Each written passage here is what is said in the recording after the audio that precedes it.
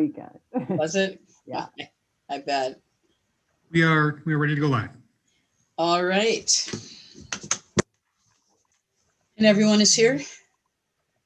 Molly. Alder Goopy is not?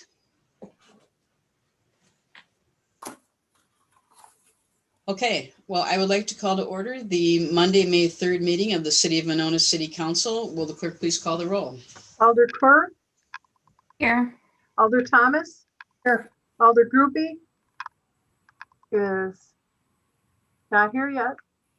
A bunch of people are coming in. Yes. Oh, there you are. Alder Groupie, Here. Alder Moore, Here. Alder Goforth, Present. Alder Wood, Here. Mayor O'Connor. Here. Please rise for the Pledge of Allegiance.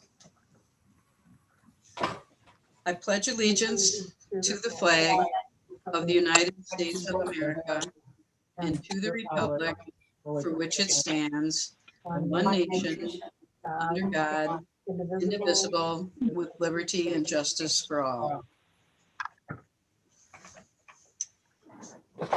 All right, is there a motion to approve the minutes of April 19th? I'll move to approve. Second. Any corrections or additions? Hearing none, all in favor say aye. Aye. Aye. Opposed? Minutes are approved. I think we have one appearance, Brian, have you heard of anyone else? No, just the one. Okay. Erica Watson? Yes, can you hear me? Yes, we can. Excellent. I was inquiring or offering ideas for the San Damiano property. Have you acquired that yet or still intending to? We are closing it on June 1st. And do you have plans for it? We are, Shown plans? we're going to have a master planning process starting next fall involving the community. So right now we don't have a plan, no. Okay, and are you accepting ideas at the moment?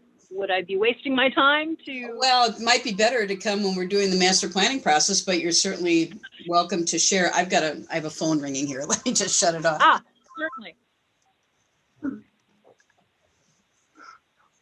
Okay.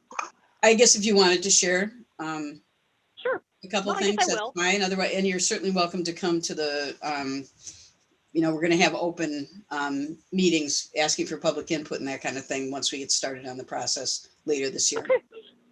Well, terrific. That's great. I like that you're involving the community and not just slapping a bunch of condominiums on it. Right. That is not the plan. Very good. Well, thank you for allowing me to share my insight and my thoughts. I noticed that there was something slated for demolition. I don't believe that structure is that far gone. I think it could be utilized as a clubhouse / event venue. I thought of the idea of putting a greenhouse, sort of a 2-story, very long greenhouse that would supply plants during wintertime for the community to grow food and flowers for the grounds itself, as well as in the off season, utilizing it as an event hall. To the right of the existing structure, to put a small amphitheater facing out to the water, and having a pier and a marina that's out the back end as well, so that people can come via boat, and switching the existing garage that's to the left of the house over to the right, and having the front gated so that you would have to have access to get in, just to keep any sort of incident from occurring. We've had such a violent bunch of things happen just to protect the people that are there. And I think that all of it could be done, or a large majority of it could be done on barter, and people trading their time for use of the facilities once it's done and up and running. And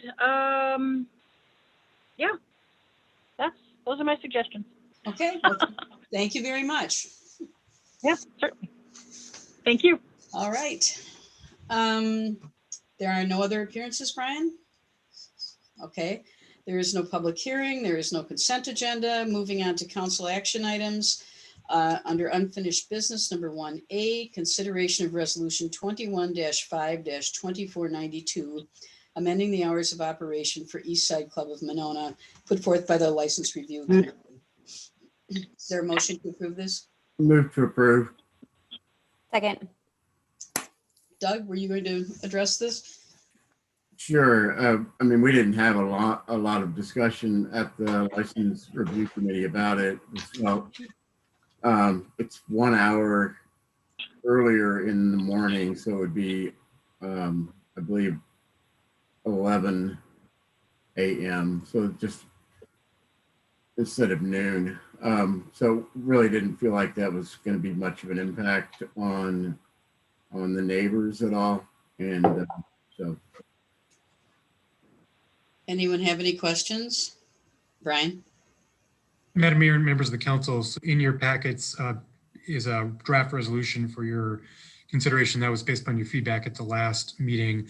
Just a point of information for the council, if you were to adopt this resolution tonight, it is contingent upon Plan Commission review and approval of a change in the conditions, and they are tentatively scheduled for Plan Commission review at the next meeting on May 10th. So just a point of information. Okay. Anyone else have any questions or comments? Hearing none, all in favor say aye. Aye. Aye. Opposed? Motion passes. Next, item 1B, discussion and possible action on resolution 21-3-2470, establishing an ad hoc work group on diversity and equity issues. And this is put forth by Alders Moore and Wood. It was tabled at our first meeting in April, I believe, until after the election. So this is or after the council reorganization meeting. So this is the first meeting since then. So is there a motion to take it off the table? So move. I'll second. All in favor, say aye. Aye. Aye. Opposed? Motion passes. Now, we have several versions of the resolution here. So Brian, I know you had mentioned that you put the first one that you thought we should be considered at the top. Yes. So if you recall, at the last meeting, Alder Wood had offered a substitute resolution, basically an amendment to our previous resolutions that we were talking about. So that is the first resolution that's in the packet. That was the one that we had left off the last conversations about. And then just for background and history, I included the other couple of versions of the resolution that we were previously talking about. But I guess the first one that we should dispense with is the substitute one, which is the first resolution. So is there a motion to approve this resolution? I'll move to approve the substitute resolution. Is there a second? I'll second for the purpose of discussion. Okay. We have a motion and a second. Someone have anything to say about it? I just want to comment on now therefore be it resolved, number one, we had a lot of discussion about leaving language in the resolution about majority BIPOC individuals on the committee. And I appreciate Alder Wood's alternate language here, but I want to take it to the rest of the council about their feelings about explicitly removing the language about majority people of color and specifically Black and Indigenous people of color, and whether or not we're comfortable with that moving forward. Okay. Alder Wood Alder Moore. You're on mute. I'll mute. I think that the language that was substituted by Alderwood was based on recommendations from Attorney Cole in terms of what would be constitutional to be reflected in that statement. Is that not right, Alderwood? Yes, that's, I mean, the language is my own, but the idea that we couldn't have specifically call out for a majority membership was after talking to Bill about it. Right. Thank you. I recall that discussion now, and I appreciate the clarification. Did anyone, we also have Harry Hawkins is here from Nehemiah. If anyone has any questions for him, they're going to be working with the committee. Alder Moore. Yeah, Harry, when I went back to the contract with Nehemiah, the community, and I know that part of the concern for all of us is sort of how this group would be different from or potentially contribute to in some way or from what was as part of your contract, the Community Advisory Council. And the contract really only stated that it would be a community voice that could help guide and inform the mayor and council. I'm wondering if you could give us more specifically what you had in mind there when you wrote the contract, because I've heard various things, including the fact that the advisory council that you were recommending would not have any direct connections to the government. And in fact, I think Karen was the one that said that you were advising that it would be more of a sounding board and a safe place for community members to go when they had concerns, as opposed to something that would assist the mayor or the council in terms of actualizing policy or anything like that. So I'm just wondering if you could explain a little bit more about what you guys were thinking there. Sure. Excuse me. One of the things that we try to do whenever we design our contracts is leave flexibility. The reason why we wanted to be flexible is because we didn't want to dictate to the Winona residents how that group should interact with the city council. And so one of the things that we've seen work is using something that like we're involved with in Oregon. You have a group that's considering becoming a proper ad hoc group with a village charter and connections. And you also have a community group that works well with them. And there's really a core group of people that are on both. And so what happens is there's some people who want the action and want to get in with the city government, the village government there. And there's some people who don't. They just want to be connected with people who are doing things in the community. And so people have their reasonings for joining one group and not another. So we found that typically having more groups, as long as there was a consensus of collaboration, it didn't really inhibit the work, but actually gave you more voices to get there. For instance, we had in a similar, I guess to this point, when you're trying to get people of diverse voices, a lot of times you have to build trust first. And so we've had groups where we say, hey, look, we're going to do like a parent group, for instance. And we know that some people said, look, my spouse is not going to come to this meeting because they don't want to deal with what they think is going to happen when they get here. And so the next meeting or 2 or 3 meetings later on, then you see them show up when they are able to report back, no, this is what this meeting is about. So really for us, we wanted to really gather the group together and let the residents decide how they wanted to interact with the city government, and with the idea that you should probably have one that's a community group and one that works directly with the mayor and the council. So where that lands and who will be in which group, we really wanted the residents to kind of self-assign and really kind of dictate what that was. So we left the language vague on purpose, so that way the city wouldn't be required to deliver on something that was very concrete. If the resident said, we want something else, we don't want you to be locked in by language from a previous resolution or contract. Thank you. Alder Goforth, I can't see your hand above your name on the screen. Is it up? Okay. Yeah. Yes, that's too small, I guess. And then Alder Thomas. Okay. I just wanted to go back on the majority statement. I just wanted to point out that the city of Madison did pull a committee together that actually is 100% BIPOC recently. So, I understand what's constitutionally sound, and that, we can either be, ultra conservative on that, or we could push the limits a little. And I guess personally, I would feel more comfortable pushing the limits a little.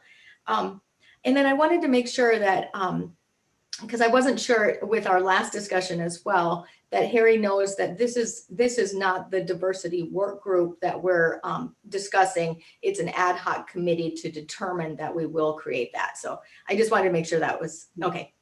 Thank you. Alder Thomas.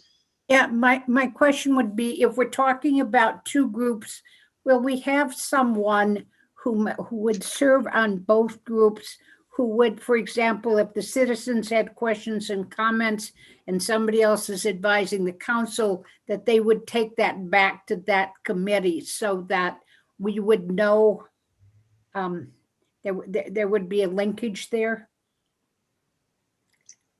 That could certainly happen. I guess it depends on who would get involved in the more community group, since the group we're talking about here would actually be appointed, and it may be that one of the people appointed would end up being on the other group too. Harry and Karen will be involved with both to some extent, and this is only a 6-month limit on this group as well. So I'm not sure, Harry, when you envisioned your citizen group getting up and going. However it ends up being structured, we really want to make sure that after we walk away from it, whenever that time period is, that there's enough structure and communication to continue, because that's really the whole point, is to make sure those channels of communication are open. And so typically we have found that when governing bodies or people with decision-making power want feedback, a lot of times they're begging people for feedback, but then the consensus, or what the perception that you get from the people they're trying to get feedback from, is we don't know how to get in contact with them. And so a lot of that is just making people aware of the processes and systems that are in place to really receive that feedback. So typically you already have channels available, people just aren't utilizing them or aren't aware. So we definitely want some sort of feedback. And there are a number of different models that we can use. Some where you have someone from the council who's appointed to the group, or someone who is just a part of the group because maybe they wear 2 hats. They're a citizen and happen to be on the council. So there are a number of different ways that can work out. I would have to think there'd be some overlap, just given the people that we hear from quite frequently on this topic. I would think would be interested in being on both. Anyone else? Alder Groupie, and then Alder Moore, and then Alder Goforth. Just a quick comment. I know we've talked about this previously as well, and I'm sure that Harry and Nehemiah would agree, but this is also an unprecedented relationship that, Nehemiah is entering into with our city as a municipality and doing this work together. So we just don't necessarily have all the answers right now about how they are going to interplay with each other and what it's going to look like. But I think we've got a lot of smart people involved in this process, and I think that we can make it work and be successful. Even if we don't have all the answers right now about the specifics and all of the logistics. I think we're all really committed to making things happen in a tangible and long-term way. Alder Moore. Yeah, I was thinking about another amendment to this particular one that we're discussing right now. And so I don't know if I should raise that amendment now, or we should be voting on the latest of the 6 that we have in our pack, or 5 that we have in our packet first. But my amendment was to this that's currently before us, was to where we state that it will be 9 member residents from the community that to add, which may include up to 2 alders. And I say that because, and I'm recommending this amendment because, again, this is just for the ad hoc group. And it seems to me that every other ad hoc group, every other ad hoc committee that we've had, particularly as it relates to whether or not the city, among other things, whether or not the city commits to a permanent commission, there has to be some tie to the city, or else the only representation there is Nehemiah, who isn't connected to the city at all. Which isn't to say that Nehemiah obviously wouldn't be outstanding facilitator. I'm not suggesting this alder would be in any way be serving in any other form, but as a citizen. But I think that in order to know what's going on with that group and the progress that they're making and what things they might be learning that should be brought back to the council, the most effective way to do that would be to have a minimum of those 9, just, you know, at least include up to 2 alders. And if it only ends up being 1 alder, that's fine. But I just feel like there needs to be somebody from the city there. Does that make sense? Alder, Brian, do you want to address how that should be? So as of now, the substitute resolution is the item that's on the table for discussion. So Alder Moore is making an amendment to amend that substitute resolution to add in language for the membership to up to 2 alders. So that amendment would need a second for discussion before any sort of vote on that. Okay.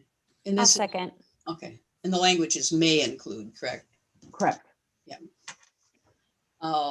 Any discussion on the substitute on Alder Moore's, Alder Thomas? You're muted. Mute. Does that change the membership of the committee, the number? No, I was thinking that we would stick to the 9, if for no other reason that I think that it gets too big. It also gets it triangulates and gets more difficult to operate. I'm just asking for clarity. Yep. Any other discussion about Alder Moore's, Alder Group B? I would just say I support this amendment that Alder Moore has raised, and I think it would be beneficial not only to have council representation, but not just for the purpose of communicating between city and committee, but also between, you know, this committee and other committees as far as presenting actual action steps and items that we could present to each committee, and then, you know, hopefully broaden the impact of the committee and their discussions. Okay. Anyone else? Okay, if no one else has a comment, all in favor, say aye. Aye. Aye. Opposed? Motion passes. Now we are back to the substitute resolution. Doug's. Brian, did you have something? Yes. So yes, as you're mentioning, we are back to the substitute resolution as it's been amended. And I believe next on the speakers list, you had Alder Goforth. I'm sorry. Okay, Alder, go for it. Oh, yeah, thank you. Yeah, I just wanted to clarify that Nehemiah would be facilitating the ad hoc work group. Mm-hmm. Okay, thank you. And then I was wondering, Mayor, if you could detail your process for how you will go about appointments, because now I think about the complication of having 2 alders, because now it's probably going to skew heavy into the white territory. And so I was just wondering how you'll go about appointments on that committee. Well, I think I will have, what I thought I would do is we would accept applications using our regular application system, using the form that's available on the website. And we will make, you know, put out the fact that we're looking for people to apply to the committee out in a variety of ways on VMO and the paper. We'll issue, you know, a press release or something, have things on city social media. And I imagine I'm counting on the council also to talk to people they know and let them know. We've also had, last spring or last summer when this first came up, I know there was a petition submitted in support of it. I think we'd make sure that we sent it to those people, and, you know, so I think we've, you know, we will mention it in a lot of different venues and give it 2 to 3 weeks for people to get in their applications too. Okay. You know, I did see that petition, and I'm trying to remember if I saw any person of color on that petition, and I do not recall seeing any having signed that. I'm just wondering, you know, what will you do if you can't find enough people of color to serve on the committee? Well, then we'll have to keep looking. Okay. I guess we'll reopen the search. Okay, because I think, you know, I've heard some feedback. I believe it was the last time we discussed had this conversation. And it kind of leads to the trust point that Harry mentioned, because there was an African-American woman who spoke out that had some concerns about this committee. And I think she had, I don't know, 6 or 8 questions that she wanted clarified. And those questions were, I don't want to say dismissed, but they were answered within like 3 minutes. And it felt dismissive to people. Oh, it did probably for me as well. But I just heard from people who felt that it was dismissive, and it did kind of bring those trust issues to light for some people. And so I just wanted to, number one, make sure that Nehemiah was going to be facilitating, and then just encouraging any alders or anyone who is on that committee to really listen and being willing to hear other people's perspectives, even when you think that, you've checked all the boxes. It's really important to listen and hear. And I don't know if it's necessarily true that her questions weren't answered. I think some people They were answered. It's just like they were responded to later is what I'm talking about, not during the meeting. Oh, okay. She did send in an email, as I recall, with questions. Alderwood, I think it was the perception of the public that didn't see that happen. They had concerns. Alderwood, did you have something to say about that? Yeah, I was just going to say that I think we all got an email from her, and I know I responded in fair amount of detail back to her, and I assume probably others did as well. I know that's obviously not on, during one of our meetings, but that did happen. So great. Thanks for clarifying that. Alder Groupie. I don't want to get too in the weeds about this specific conversation, but I would say that I agree with Alder Goforth that we did, try to, we had a conversation that was sort of like, bam, bam, bam, bam, we could do this. And I do feel that that was an inappropriate use of our time and sort of dismissive of this individual's concerns. So I just want to amplify that in agreement from Alder Goforth. I would also clarify just, you raised this issue, Alder Goforth, about potentially skewing white with the council representation, and, it's may have up to. So it could be only one alder on the council. And I think I'm personally of the opinion that Alder Goforth should be a part of that, the ad hoc committee, being a person of color on the council. So I'm just putting that out there publicly. I think we've talked about this quite a bit, and I would really like to, I'm not going to call the question because I think this discussion is very important, but I do want to make sure that we get to this tonight and make sure that we do it in a thoughtful way, but in a way that gets it started. I think we're all really ready to kind of get moving, and hopefully we can answer all the questions that will allow us to get the ball rolling on this tonight. Anyone else? Alder Moore. Yeah, I just, I wanted to clarify, for the record, I also reached out to Renisha after and wrote extensively to her, and also offered to meet with her, and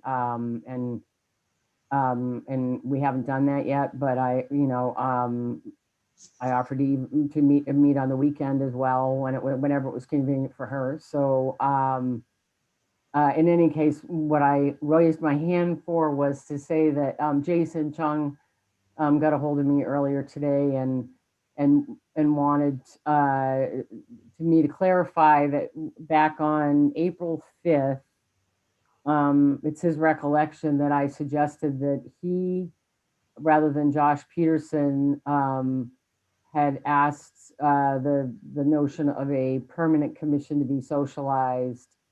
And that, and in discussions that they had requested that the mayor chair such a permanent commission. And I did clarify at the end, again, this is Jason's recollection, that it was Josh and not Jason, but I just, for the record, wanted to make sure, and I went back and looked at the minutes and it said Josh. So, but I promised Jason I would bring it up tonight. That was Josh's original proposal, and also Josh and and the rest of the group that suggested that to give it gravitas, it be chaired by the mayor or the council president. So just want to clarify the record while we were in this discussion, and I appreciate it. Anyone else? Okay, if there aren't any more questions or discussion, all in favor say aye. Aye. Aye. Opposed? Motion passes. Thank you. Moving on to unfinished business, under number 2A, consideration of resolution 21-5-2487, authorizing the issuance and sale of 3,260,000 in general obligation promissory notes, series 2021A, put forth by the finance director. I noticed, I don't know if all of you saw it, but Mark forwarded a more recent version of the details of the sale.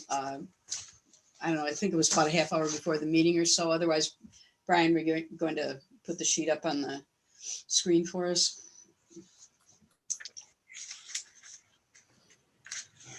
Okay, and we have Jeff Belanger, or well, first of all, this is started for an immediate discussion. So is there a motion to take this out of order? I'll move to take this out of order. Second. All in favor, say aye. Aye. Aye. Opposed? Is there a motion to approve? Move approval. Second. Okay, Jeff Belanger is here. Thank you. Good evening, everyone. Items. Hopefully I've unmuted. I'm not that technically savvy, but if you can't hear me, let me know. You're okay. Thank you, Mayor.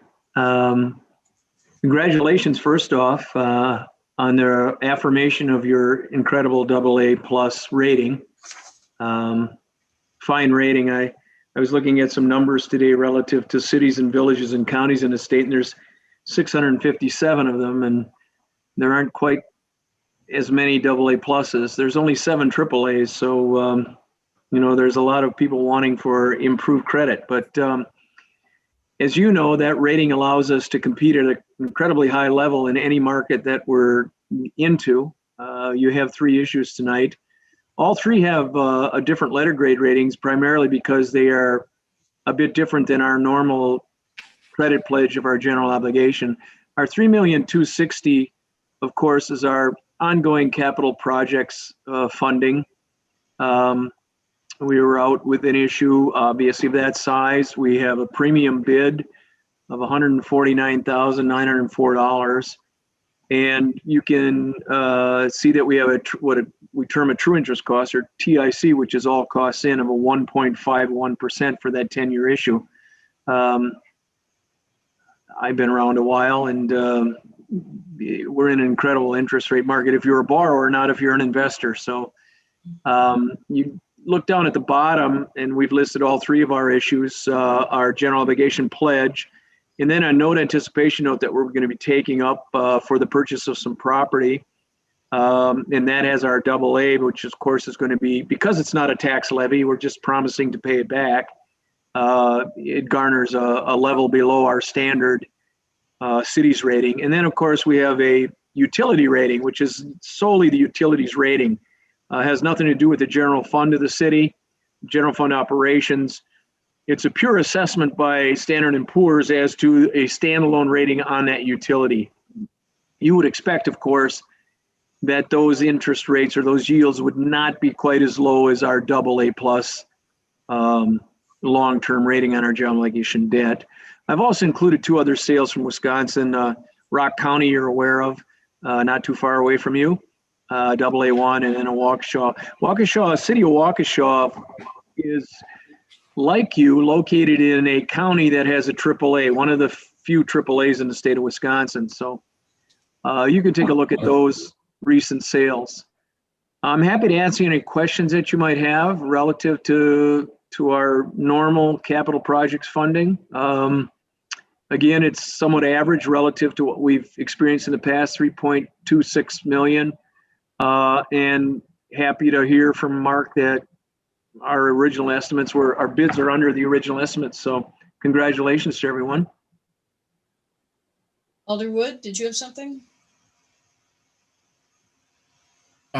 Yes, I just wanted to make sure I understood, or have Jeff highlight this, the difference between the 3 different issues. The one we're talking about right now is because it's a general obligation promissory note. We are pledging our tax revenues to pay that back, right, Jeff? That is correct, Alderwood. That is our strongest, that's the strongest pledge any Wisconsin municipality can make. We are allowed by statute under Chapter 67 to levy a tax without limit to pay our debt. And of course, that would be when someone says to you, what's the city's rating? You would reply, we're a AA+. So yes, sir, you're correct. That's our full faith and credit pledge. Right, okay. And then the reason the note anticipation note is a AA is because, as you said, we're just promising to pay it back. We're not obligating our tax money legally, at least. And And spot on, Alderwood. You're absolutely correct. That is why a note anticipation note in any municipality would receive a letter grade rating one notch below their full faith and credit pledge. So you are correct. We are just promising that in the future, we're able to take this out with a general obligation bond or note. and then the third one is both, it's a lower rating because it's our, we're pledging the revenue from the utilities. Is that right? Yes, sir, you're correct. And by the way, we say lower rating, which somewhat people say, oh, that sounds like a negative. I know of no utilities that are rated equally with their with the city that they're in or village that they're in's general obligation pledge, of course. It is a standalone rating on the utility. So what Standard & Poor's looked at was, and actually we had a separate analyst come in who deals primarily with Wisconsin utilities, and asks, of course, obviously various questions relative to our operations and et cetera. So the A-rated utility is a fine rating. No problems with an A-rated utility whatsoever, but of course it pales a bit in comparison to our fine AA+ on our general obligation side. Okay, Alder Moore. thanks. I'm sorry, Doug, was that everything? Yeah. Alder Moore. Yeah, I know that the general obligation you said is a 10-year note. Is that correct? Yes. And I want to be clear that the 85 or 8.5 million for the purchase of property is a 25-year note. Yes, Alder Moore, and the reason being is we really have to kind of take advantage of the Wisconsin statutes. This property, as you know, is going to be there forever, long before you and I are able to use it. It's going to be there forever. The statutes on a general obligation note or bond really limit us to 20 years. And when you undertook the purchase of this property, we said, well, how long could we possibly finance this for? And we can get you to 25 years. The problem is we have to start off with a 5-year note anticipation note. Okay. So you're correct. What we did is we assumed that we would borrow our portion, 6.5 million of it basically, over a 25-year period. And so we backed into a 5-year note anticipation note. The next 5 years we're going to pay off 1/25 of that debt. And then in 5 years we'll refinance it for another 20. Does that make sense? Yes. What we're trying to get to, Alder Moore, is a 25-year payout. That's the most we can possibly get you under current Wisconsin law.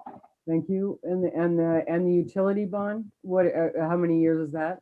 The utility bond we could actually issue for as long as we can find investors to pay for it. The reason we're short-term here, and I like your question, the reason we're short-term here is because it's a small amount.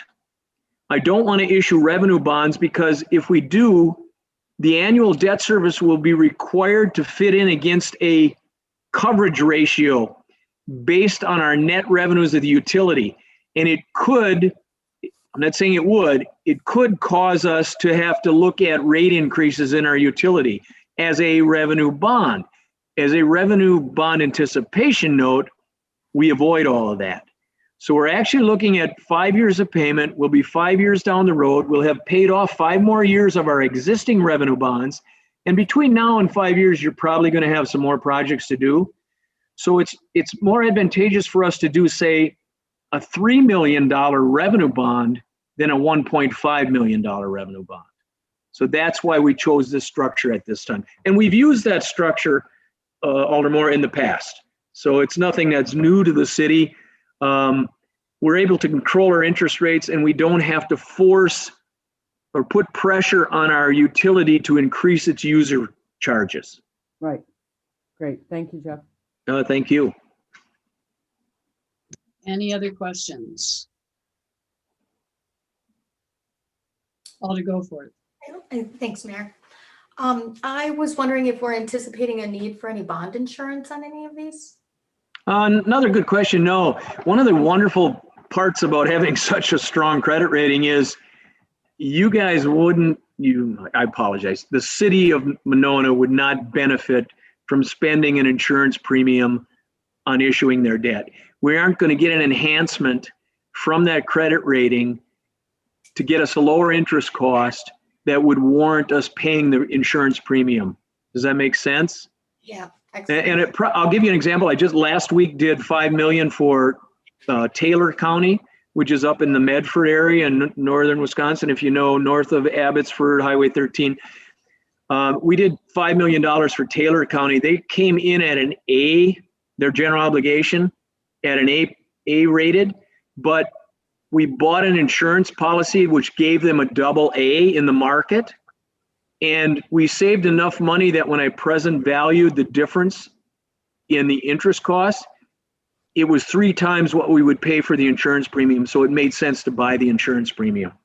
We aren't in that situation in Winona where you're ever going to really have to look at insurance. Now, that being said, Mr. Hotaker and I are working on the refunding of some existing taxable revenue debt that was issued for TID number 9. And we're going to be coming back to you in the fall, early fall, where we may in fact look to have some type of an enhancement like an insurance rating on that, because we're not pledging our general obligation. We're not pledging any of the utilities revenues on that debt, but we are pledging is the tax increment from TID number 9 to pay that debt. So we're going to look at that, Alder Groforth, and we'll make a determination purely based on the economics of it. If the net present value of the interest cost differential savings is greater than the insurance premium, we'll buy the insurance. Okay. Excellent. Good. That's a good question. Anyone else? Alder Moore. Yeah, I believe at the last meeting, when the bonds for the property came up, our finance director was asked to, based on. But I just say we're only talking about the CIP bond right now. Okay. And when we get to the San Damiano one, that information is in the fiscal note as well. I think you're talking about how much it would cost. Yeah. Yeah. Okay. Well, why don't we hold that till we get to talking about the San Damiano Okay. bond? Specifically about each one individually. Thank you. Right. Because they're each separate resolution. Yep. So does anyone else have any other questions about the capital improvement borrowing? Molly, I don't see, okay, you're on my other screen, so, okay. Okay, if Nancy, your hand symbol is still, okay. Anyone have any other questions about the CIP borrowing? Hearing none, then would the clerk please call the roll? Alder Wood, Aye. Alder Poor, Aye. Alder Thomas, Aye. Alder Groupie, Aye. Alder Moore, Aye. Alder Goforth. Aye. Okay, motion passes. Next item, consideration of resolution 21-5-2488, authorizing the issuance of, and this should read 8.5 million, correct? In general obligation promissory notes and the issuance and sale of 8.5 note anticipation notes, series 2021B in anticipation thereof, also put forth by the finance director. Is there a motion to take this out of order? So move. I'll second. All in favor, say aye. Aye. Aye. Aye. Opposed? Now is there a motion to approve the original resolution? Move approval. Second. Okay, and Brian, do we need an amendment to this? You need an amendment to go to 8.5. Okay. This is something that we agreed because we paid the 100,000 down payment. We don't need to borrow 8.6, we need to borrow 8.5. You happy to make an amendment, move to make an amendment to 8.5? Second. Second, all in favor, say aye. Aye. Aye. Opposed? Okay, so in terms of the original resolution. Mark, do you want to address Nancy's question about the payment? I think it's on the fiscal. So on the fiscal notes, so this is we're doing a ban, 5-year ban, but we'll do a 20-year note coming in 5 years. And I had Jeff run me a repayment schedule through 25 years. And I used that. We did a kind of level payments for each year. And then approximately it's $29.13 per 100,000 on assessed value. And this is using the current numbers. So our current equalized value numbers and assessment numbers. So that's what it would be, using those current numbers and the current repayment schedules. And what is the value of an Averageman on a home? Do we have the new number from the new assessments? I know it wasn't 360 or something like that earlier, or 358. We don't have the current, the newest assessed value numbers. 362.8, I believe, was what it was here. 362.8. Yep. So Mark, sorry, could you just repeat the number again per 100,000? Sorry, you are a little bit muffled. $29.13 per 100,000 of assessed value. It's on page 56 of your packet. Thank you. My city computer is down, so I'm a little hampered. Thank you. And that's actually less than $2 million. So that's less the Dane County money. Okay, so that's actually at the 6.6 number as opposed to 8.6. Yes, this would assume that we're going to take the $2 million from Dane County. Right.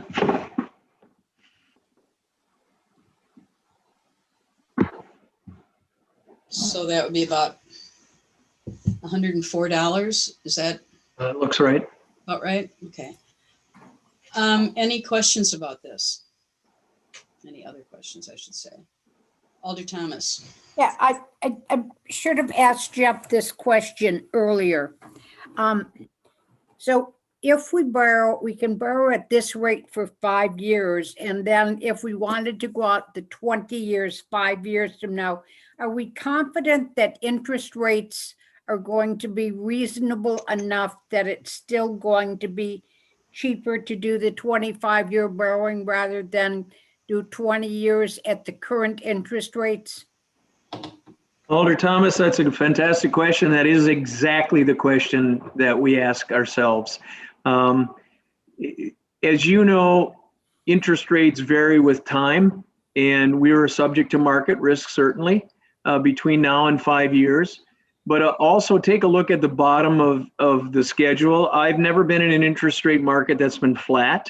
So let's assume that the interest rates in 5 years weren't really where we wanted them to be for a 20-year schedule, but maybe we could still lock into 10 years with a 20-year amortization ballooning the balance, the years 11 through 20 in that 10th year. My point being is there's a way to manage this that I believe, based on 41 years of doing this, you're going to be able to produce that $29.13 or whatever it was per thousand of value. It's probably going to be less than that in 5 years, just due to the fact of where your valuations are going to go. But Alder Thomas, that's exactly the question. I would say I would take that bet because an extra 5 years of amortization is more than going to be, will attribute to your ability to keep that $29 as opposed to having to start out with $40 as an example. Does that make sense? Yep. I think you're going to be absolutely fine. Okay, I know someone in this community is going to ask that question. Yeah, sure, of course. And it's a good question. You're right. Anyone else? Alder Thomas, I'll go back to the 18 years of my experience and Mr. Hotaker's experience with it. We've never financed ourselves into a corner with the city of Winona. I don't intend that you're going to do it here either. Thank you. Anyone else have any questions? I'm not seeing any. Okay, hearing none. Can I, if I may, Mayor, on the sheet there's a typo. That's not 8.6 million. That should be changed to 8.5, the par amount, where you see underneath the bold heading, it says par amount, and it goes over to 8.6. You're also getting $102,815 in premium on this issue. That money is going to be, of course, used to offset that first interest payment or that first $29.13. So my guess is you're not going to be actually impacting that for every 100,000. It's going to be something less than that in the first year. And all said, we're going to pay 1.67% for the first 5 years of our purchase of the property. Okay. Anyone else? Alder Wood. I would also add that, I mean, this assumes right now, the only money that we know about from outside the city of Winona is from Dane County.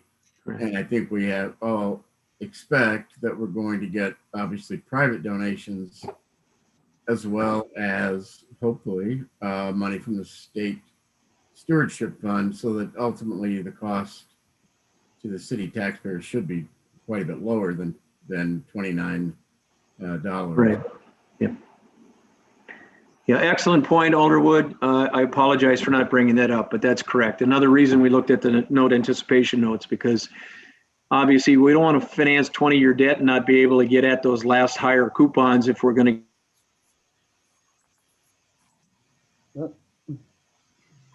Sorry, I think we lost Jeff.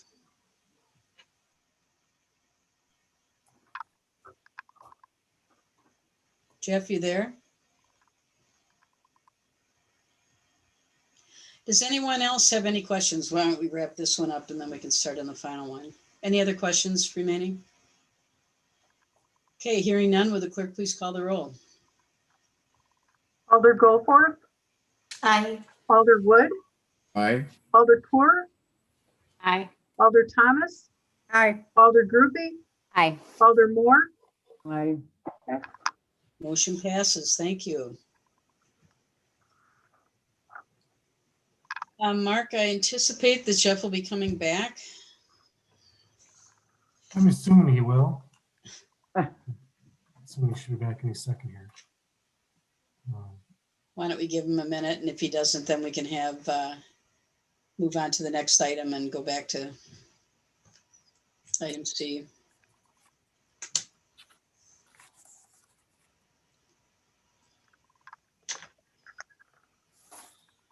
I don't see him in the waiting room yet. Okay. Well, why don't we move on to item D and then we can come back to that. Consideration of resolution 21-5-2490, award of contract for 2021 street resurfacing project put forth by the Public Works Director. Dan. Thank you, Mayor. Good evening. We received bids on April 22nd from 3 contractors for this work. Payne and Dolan provided the low bid for the amount of $92,410.70.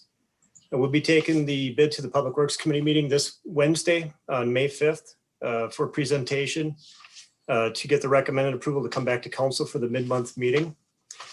In your packet, you should see a map that was included and also the bid tab summary, the breakdown. We'll be doing Cove Circle, Delwood Circle, Woodridge Circle, 2 sections on Winnequa Road, and then on Furchland Place. Furchland Place will receive a full depth mill and overlay, and all the other locations an 1.5 inch mill and overlay. The breakdown for mill and overlay, $85,610.70 will apply to the street maintenance budget, and $6,800 will apply to the annual sewer repair budget, and that's to do the manhole adjustments in the road sections. There's no other additions to the summary here. Like I said, I'll be back again mid-month for the second reading on this, but if you have any questions, I'd be more than happy to answer them. Does anyone have any questions for Dan? Alder Coeur. And have we done work with this contractor before? Yes, Payne and Dolan, very reputable in Dane County.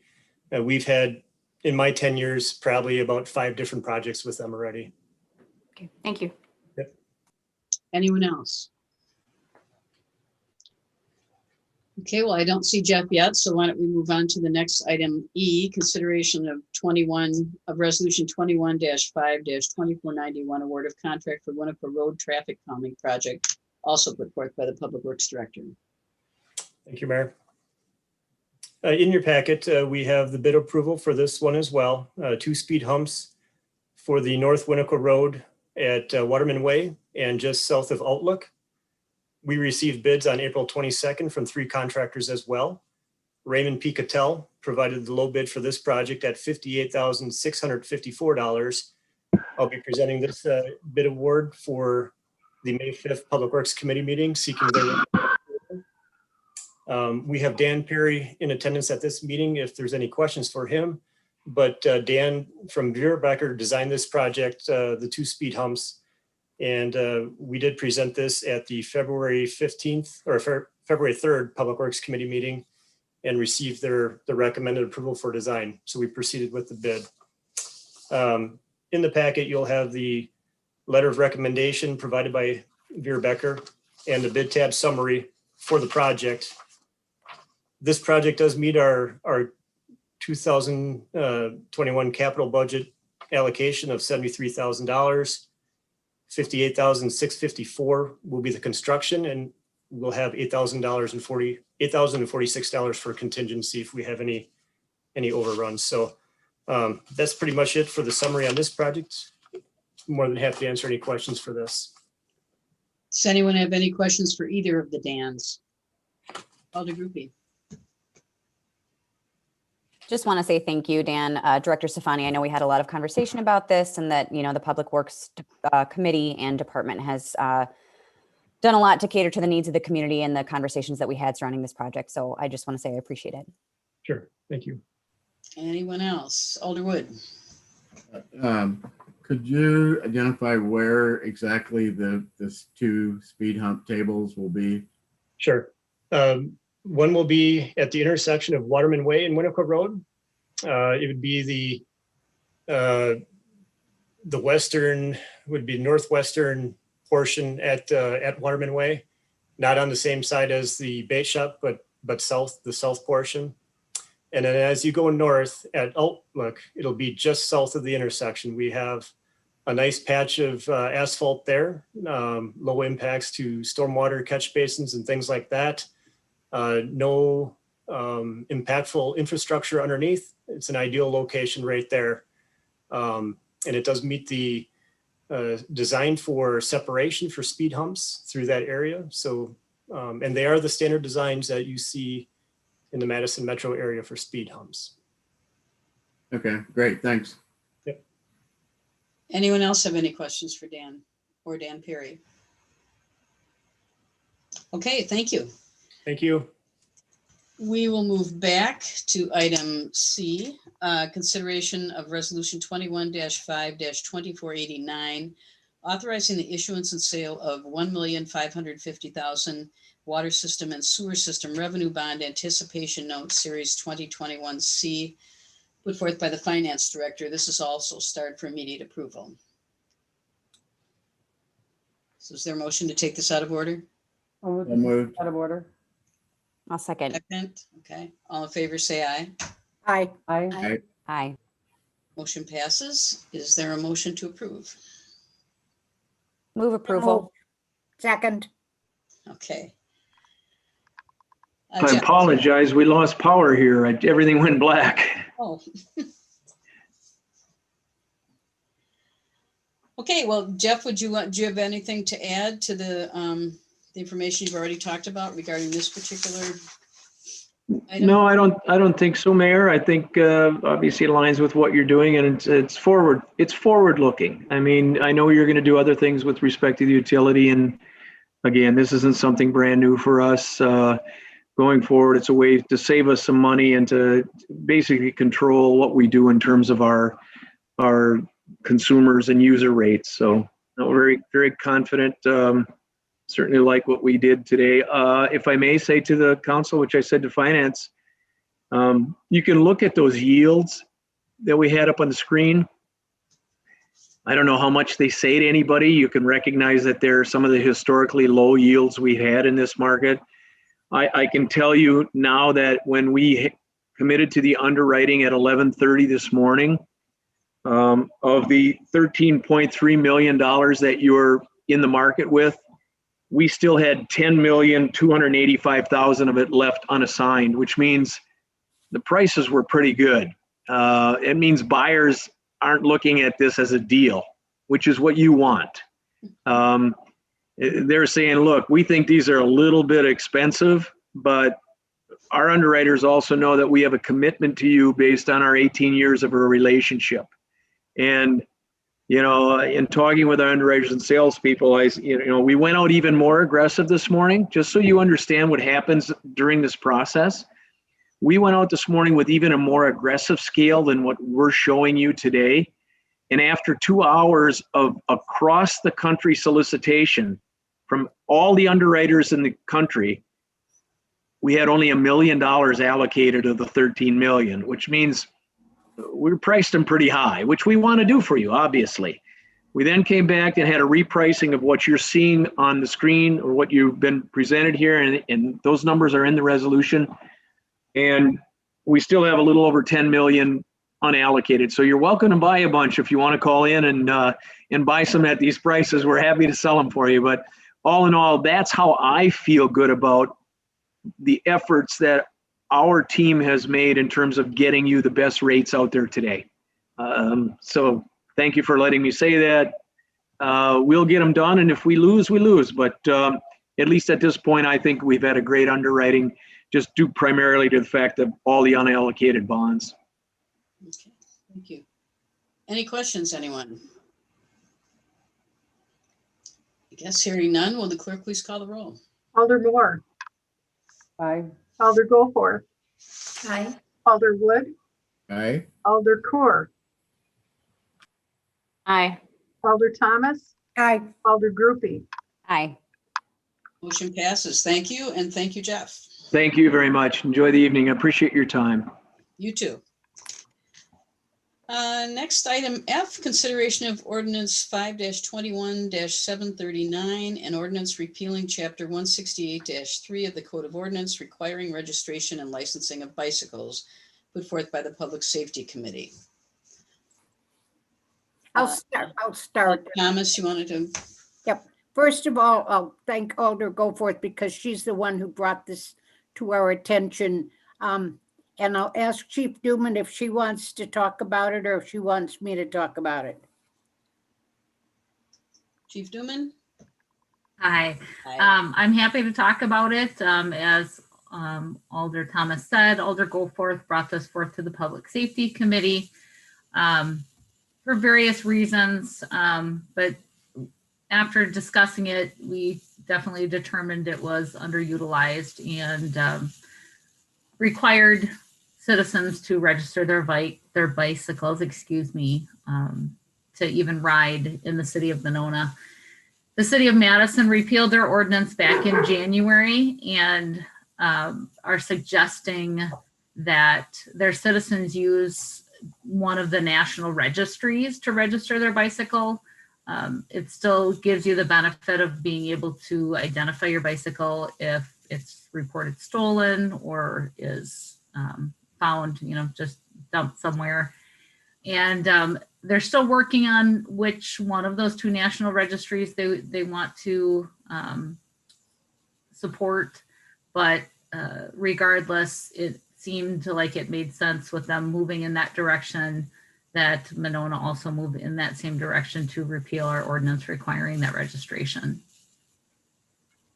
And when Madison makes a determination about which registration, we will do a public relations campaign to educate the city about registering their bikes and how they can go about it and the benefits of it.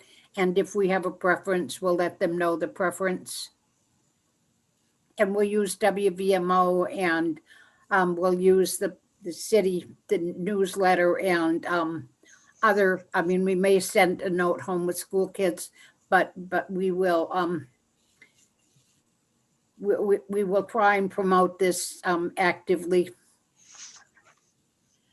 I have a question. When you register it, do you get something to put on your bike then that indicates that it's registered, or do you just rely on whoever finds it to look for the serial number or whatever? So both of the registries actually have the option to print stickers. It's something that you do have to pay for if you do choose to print the sticker, but you don't have to do that. So there is an app if you do opt to print the sticker where you can scan the sticker that you print. Otherwise, it's relying on the serial number to enter that information in there. Okay. Anyone else have any questions? Alder Goforth, then Alder Coor, then Alder Wood. I just wanted to mention that the two platforms are Bike Index, that's bikeindex.org, and then 529 Garage. And you don't have to necessarily, I mean, you can pick either one, and the two do work together. They are cross-referenced. So if you are registered on Bike Index, but your bike is stolen, people can still search for that on 529 Garage. Isn't that correct, Sarah? From the information that I got was that one of them did cross index, but the other did not. Okay. And I can tell you which that is. Maybe I can. I don't know if I can do it quickly or not, but yeah, I think maybe both now cross-reference. Okay. I almost have a feeling like one of them is going to get weeded out. You know, it's kind of like these duplicate efforts, or maybe they'll merge or something. Right.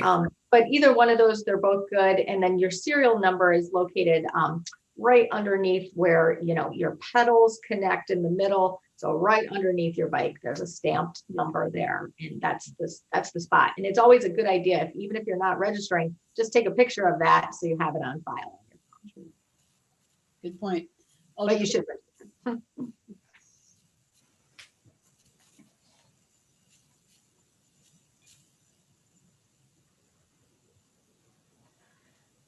Alder Coor?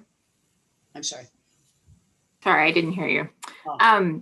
So I like the idea that we're repealing this. I have concerns about the platforms that we would be promoting, particularly because when you register a bicycle potentially for your child.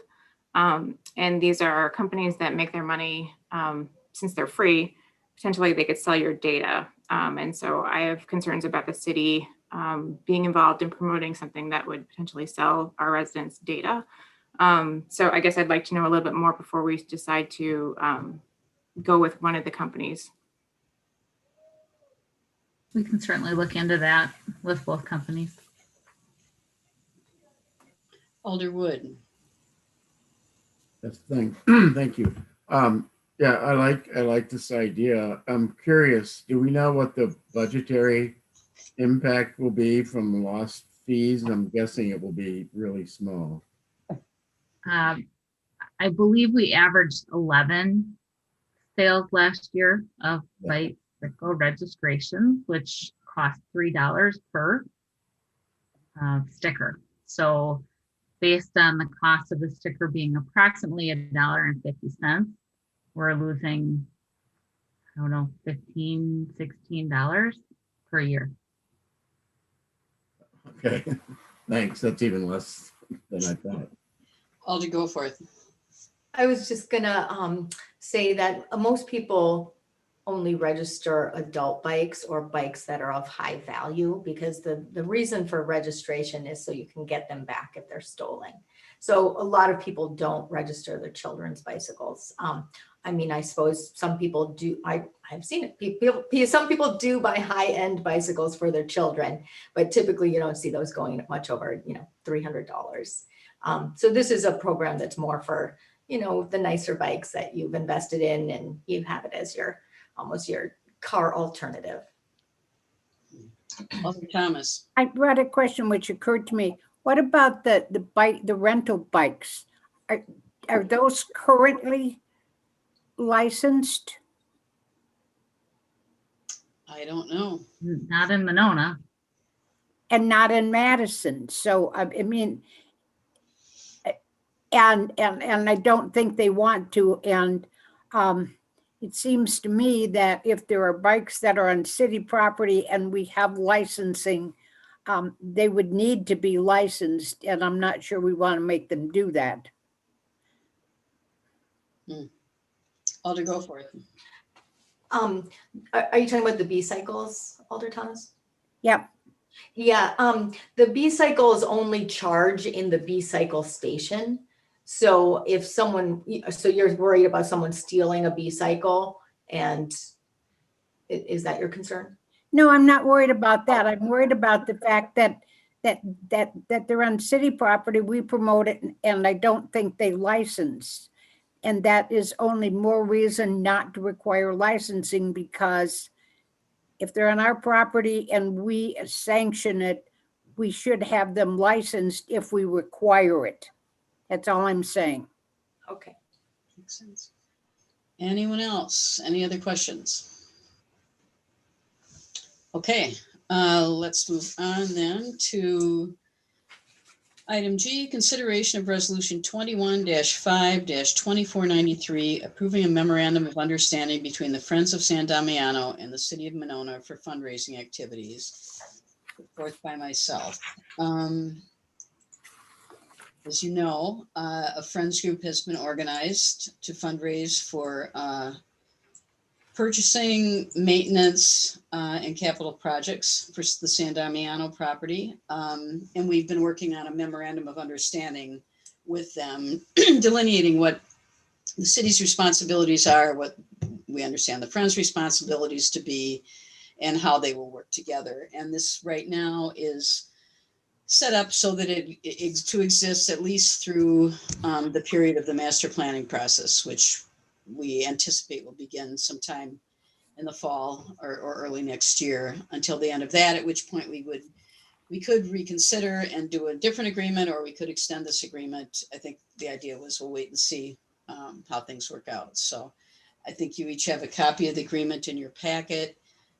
We would each, it's set up so that the Friends, both the Friends and the city, would each appoint 4 members to a joint committee, and the mayor would have the, and also the president, the mayor and the president of the Friends would both also be members of the committee, and the mayor would have a tie-breaking vote if there ever was to be a tie on any decision that the committee made. We have Friends President Andy Kitzler is here to answer questions as well, or Brian and I can answer questions, and Attorney Cole is here as well. He worked with us quite closely on coming up with this MOU. So does anyone have any questions or concerns? Alder Wood. I read through it and over the weekend, and I thought it was really well done, and I thought I would have questions, and really didn't have any questions when I got done. So Anyone else have any questions? Alder Thomas, and then Alder Goforth. Yeah, I talked to President Kitzler about this afternoon, and it is more about transparency. But I think that for many people in this community, they don't understand what the Friends is, which seems more like a foundation. So if you want to be a friend, or you want to be on the board, how do you do that? Because we are sharing a lot of responsibility with the Friends, and I'm very grateful that the Friends are taking on the task of helping raise the money. But I guess I would like Mr. Kitzler to sort of address that a little bit. Sure. Welcome, or hi, thanks for having me this evening. So let me preface this and say, the Friends are really looking forward to this step. I think it'll be a form of transparency to pass this memorandum of understanding so that the broader public understands what exactly the Friends' purpose is and what we're trying to do. So as far as getting involved, we are working to fundraise to bring the taxpayer responsibility down, to fundraise for the ongoing maintenance. And we will accept anybody and anybody's involvement. And it is very easy to do that. And check out our website, reach out to us, talk to us. We work like a lot of other organizations. We have a few but mighty group of board members that are currently on there. We're about to add 2 or 3 more. We're glad that the Ho Chunk Nation has agreed to partner with us as well on this project. So I would say, as far as getting involved, reach out to us. Go to our website, sandamianomonona.org. There's an email address there. Feel free to reach out and we can see where you want to be involved and how best you're suited. Now, as far as becoming a friend, I would like to thank everybody as a friend, whether you're donating or volunteering your time towards this effort, because we believe this is a historic opportunity and we'd much rather be on this side than watching condos be built there. So we aren't currently organized, for example, like the Friends of the Library, where there's solicitations, and if you become a donor, you are the Friends of San Damiano. Right now, our fundraising is really focused on the major gift side of things, working with individuals and community members and private foundations to see where there's interest and where there might be participation. But that's something that we can view in the future. I do know when we talked on the phone earlier this afternoon, Alder Thomas, I think there's some wording on our website that we can change that also says and encourages people that if they want to get involved, please reach out. We have had a number of donors already come through the website. When they donate, we do get their email address. And we've also had, several dozens, if not 50 plus people that have just gone to the website and put in their email address. We do hope to work with Jake and others at the city to do a community cleanup process. I know they want to get into the property first. So I think there's ways that as we start to communicate and partner with the city to communicate more about this and more about the master planning process, I think more community members will raise their hands. But as far as right now, feel free to reach out to me, reach out to our email address at info@sandamianomonona.org. And we'll be happy to put anybody and everybody to work and help us out. Thank you. Alder Goforth, were you next? Yeah, thanks. I can tell a lot of work went into this MOU, and thank you for that. I was wondering if we might get an opportunity to review your bylaws or see your bylaws in our packet in a future meeting, or if that's something you could email to me. Sure, they're pretty standard bylaws, but you're welcome. And if you have specific questions as to what you're looking for, I'd be happy to answer that right now too. Just no, those are the governing documents, and it's much like how we operate by ordinances and statutes. It's I just wanted to review them and see what your bylaws stated. And then I was curious. It says on C4, it says that the Friends will find a fundraising professional or will fund a fundraising professional. Will we get to review that, or will the Friends do that completely? The Friends will do that. Okay. And then on C5, it talks about a communications plan. Will you work with the city on that, or will the Friends do that autonomously? Yeah, we will definitely work with the city on that. I mean, I think there will be some separate communications channels as far as fundraising, but we'll definitely be working in coordination. And that's one reason why we're looking forward to the steering committee to be formulated, because I think a lot of direction and questions can be answered through that committee too. Yeah, I think so. I think there's some confusion. I think some people think the Friends group is the steering committee, because I think that was maybe referenced at some point. So I think that'll be good to make that clear. And then on page 93 on the other C4, It says the Friends will fundraise to secure a professional facilitator. Will we be involved in selecting that professional facilitator, or will that be Friends? Yes. Yes. So that will be, so the process for that is the Friends would help raise the money to pay for that firm or consultant. The way that this would work is we do an RFP process that we'd send out wide and far to get solicitations back. The project steering committee would work with staff to kind of review the received responses. They would make a recommendation, but the council, city council would be the body that would ultimately select the firm or individual that would work on this. And the council would have the benefit of viewing all of the responses to that RFP, but you'd get a recommendation from the project steering committee. Okay, thank you. I think like Alder Thomas commented, there's a lot of kind of crossover between us and the Friends. And so I was just curious. And then I was wondering if you might be open to putting your board of directors on the website. I think a lot of 501c3s, it's kind of an area that's up for conjecture, I guess.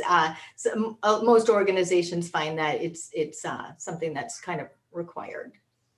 They are on the list, aren't they? I didn't see it. They are. Oh, it is. Okay, thank you. Wonderful. Say again. What? Andy was asking about the board of directors. She was asking if the board of directors list could be on the website, and the board of directors and the community advisors are on the website. Great. Yep. Great. Yeah, that's all I have. Thank you. Anyone else? Okay, well, this will come back at our next meeting, so obviously review it and happy to answer other questions then. So thank you, Andy. We will move on to one final item, and this is also started for immediate approval, consideration of resolution 21-5-2494 in support of sufficient state aid to cover VSP fee rate reduction put forth by the city administrator. Is there a motion to take this out of order? So moved. Is there a second? Second. All in favor, say aye. Aye. Aye. Opposed? Is there a motion to approve? So moved. Second. Alder Goforth can have it. That's fine. Okay. Brian? Thank you. The reason why this is started for immediate action tonight is just a virtue of timing with the state budget process. Us, like many other communities, Wisconsin received communications from the Wisconsin Community Media Organization asking for help and advocacy related to the state budget, specifically as it relates to the video service provider fee. And as we've talked about with the Community Media Committee and Director Will, we've seen that fee go down over the course of years. And so this is just some advocacy at the state level to say, that fee needs to be backfilled on the state budget. So that's basically what this resolution is asking the powers that be at the state capitol to consider. So Wisconsin Community Media is just asking Winona and other communities to join on this advocacy effort. So, and that's something the state originally pledged to do when they cut the amount that the providers have to reimburse the communities for. So any questions about that? Hearing none, all in favor say aye. Aye. Aye. Aye. Opposed? Motion passes. Thank you. On to reports of committees and commissions. Alder Thomas. Well, Will, are you there so you can talk? I assume you all may know that WVMO did it again. They got 27 awards at the Broadcasters Association, including being named Social and Digital Media Station of the Year. And Will, do you want to talk a little bit about all of the awards? Will is not on the call, but Samantha is. Samantha, do you want to talk about it?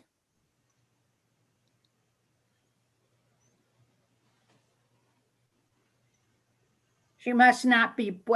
Well, they won an incredible number of awards again this year. There were 7 first, 27 total awards.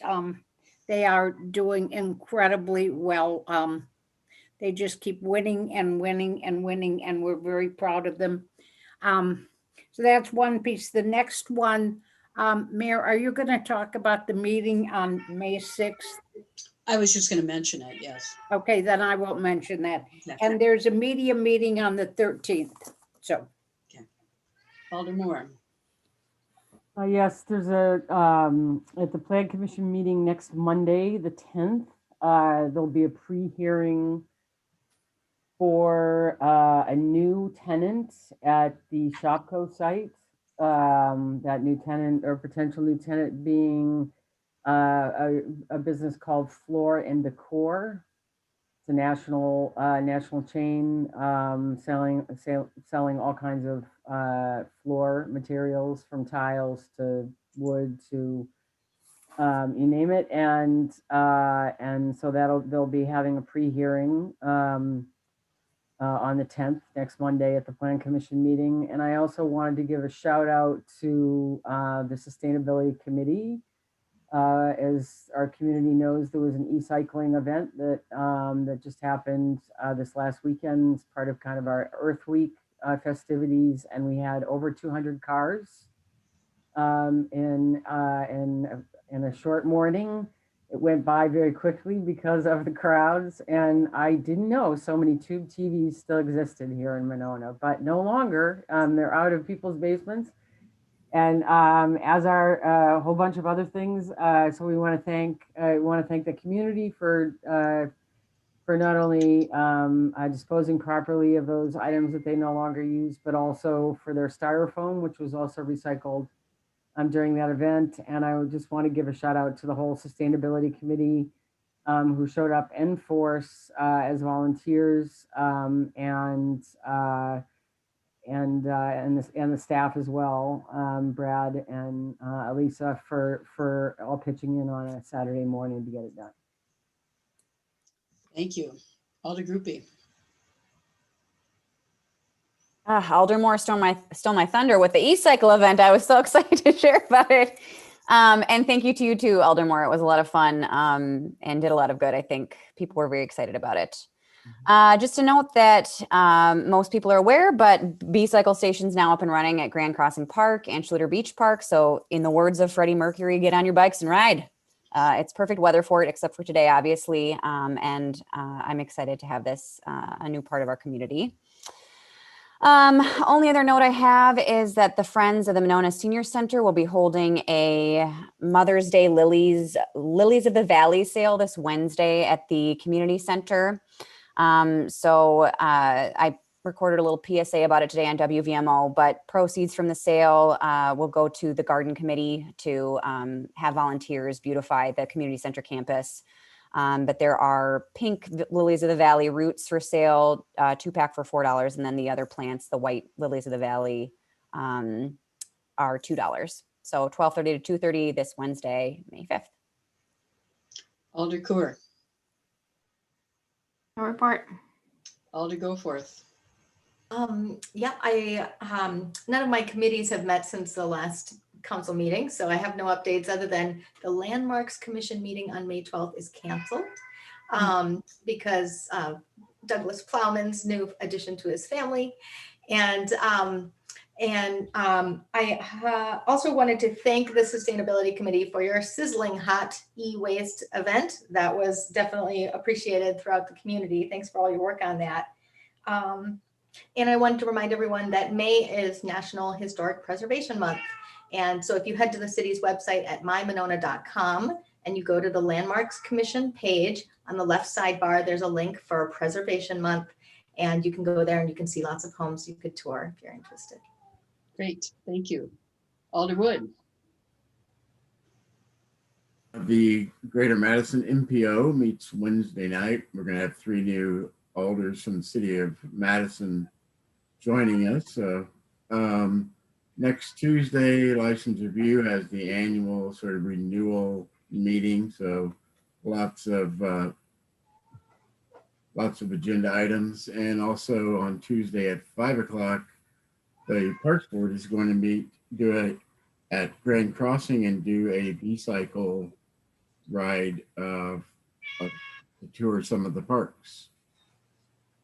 That's it. Great, thank you. Chief McMullen. Well, good evening, happy people. I just have a brief report here. So I'm going to start out with my volunteers. We do have a volunteer process that we're going to start May 5th through the 26th. So if anybody's watching and listening and interested in the fire department, give me a call. I'm happy to talk about it with you. We already have 7 applications on the desk, but I would like more. So the more volunteer applications we get, the better.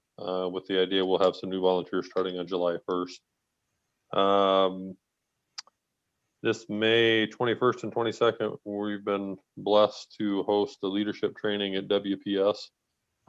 Myself, working with our partners at Deer Grove, have managed to secure a national speaker on fire and EMS leadership. So he's going to be presenting for 2 full days at WPS. So far, as of tonight, I think we've got 38 people signed up between the 2 days from all over the county, police, fire, EMS. Should be a couple of really good days. In the packet this month, you'll see 3 or 4 pages at the end called the CARES registry. That's our cardiac arrest registry that everybody that provides EMS care submits that. So you have some numbers to see how you're doing compared to the rest of the nation. So last year, Winona Fire had 9 what they consider cardiac arrests. So it excludes narcotics overdoses. It excludes a lot of traumatic stuff. So of those 9, we resuscitated 4, and of those 4, 3 of them walked out of the hospital with good outcomes, which is our real goal. So 33% is pretty high compared to the rest of Dane County. We've been doing a really good job here. I can tell you, as of the end of April, we've exceeded that number already here in Winona. We're well over 9 this year already.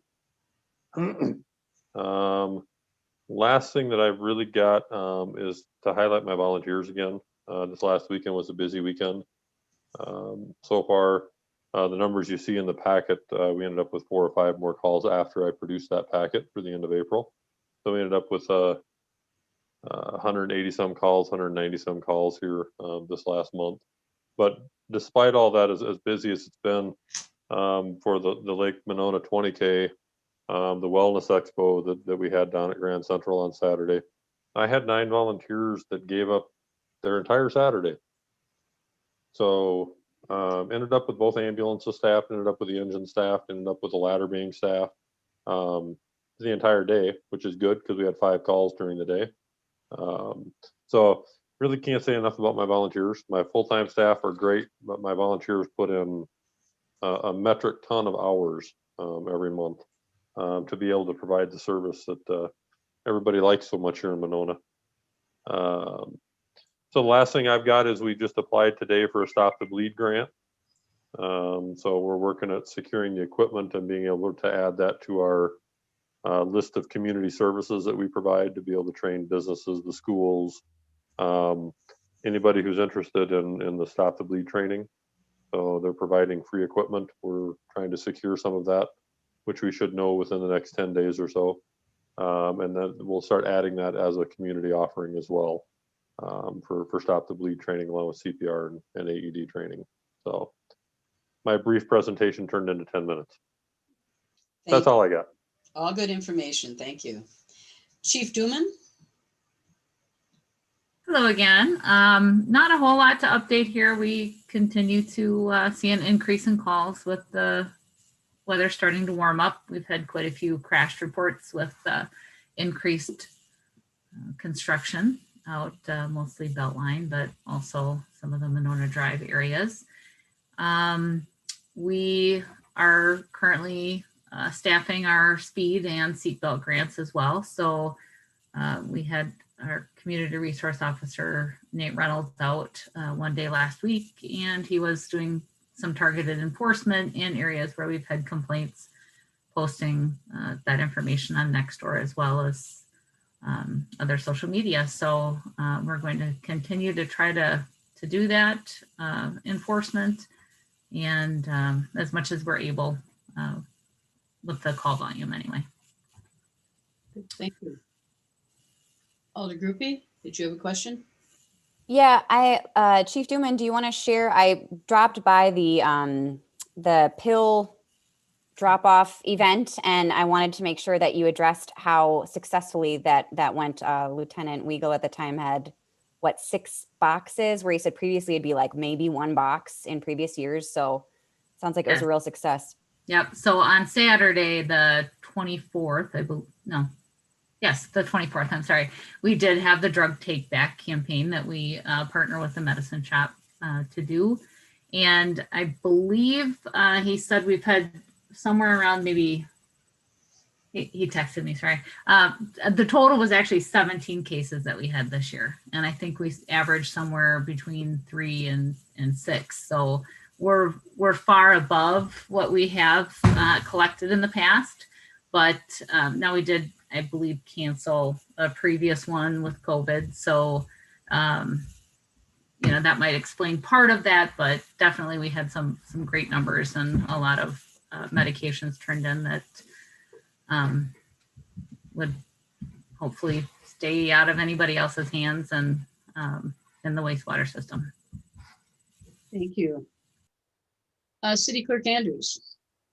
Well, hi, everybody. It's Municipal Clerks Week. Just want to shout out to my colleagues and all the, hard work that we all do for our communities. And it's nice to be recognized by the governor and also the League of Municipalities newsletter that came out. And they had a cover contest, and I was assisted by Will and Aline's input and submitted something. I didn't win the cover, but I did get on the legal page. So check that out as you page through your municipality magazine and see all the awesome people that are in this profession. Very proud to be part of it.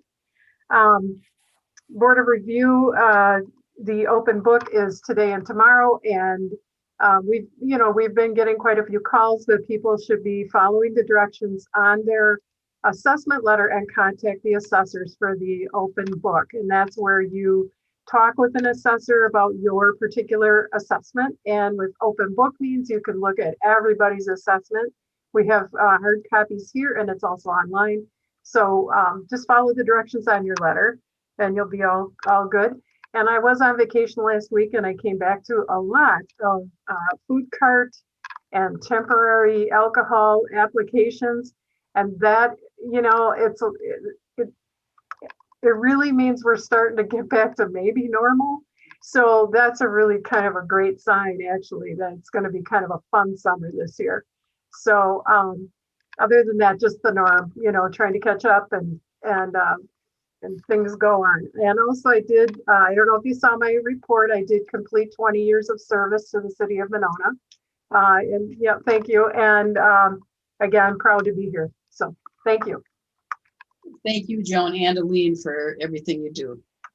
You're welcome. Going behind the scenes here, so we appreciate it. City Administrator Gatto. Thank you. I previously provided some information to you last week and on the city's website and some other places. We're getting an update on the police chief hiring process.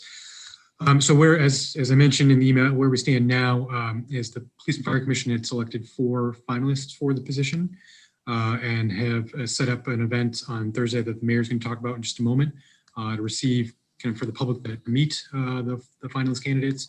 And then the PFC will be meeting to interview the candidates on Monday the 10th. The only update from the information I previously provided, one of the finalists, Patrick Hui, has withdrawn his name for consideration because he's accepted a job with another community. So we have 3 finalists that are still in consideration for a position. So I'll leave it to the mayor to provide the details on the event on May 6th. Thank you. Yes, the event on Thursday is going to be co-hosted by the PFC, GovHR, and the Nehemiah Center. Harry Hawkins is going to be moderating it.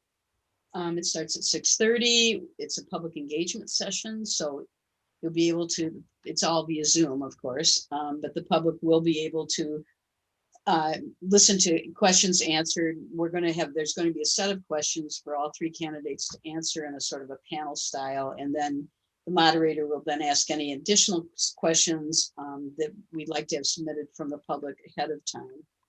And if you go to the Police and Fire Commission page on the city website, there's a lot of more detail and the link for the Zoom meeting on Thursday. There's also a link where you can send in questions to add to the questions that will be asked to the panel. Also, links of videos sent in by each of the candidates, which I think people will find very informative. So is this going to run about an hour, Brian, or what are you thinking? Probably hour and a half, give or take, depending on the volume of questions we get. Okay.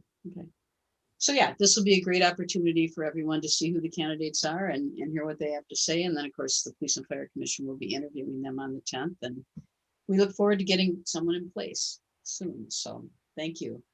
I'd also like to thank the Sustainability Committee for the e-cycle event. We got rid of a lot of stuff from my basement there, as well as at the med drop-off. So those are both great events. The only other thing, I guess, is we will plan on seeing you all tomorrow at 3:30, the rest of the council, at our next EMI conversation. We don't have any appointments tonight. Is there a motion to adjourn? Move to adjourn. Is there a second? Second. All in favor, say aye. Aye. Aye.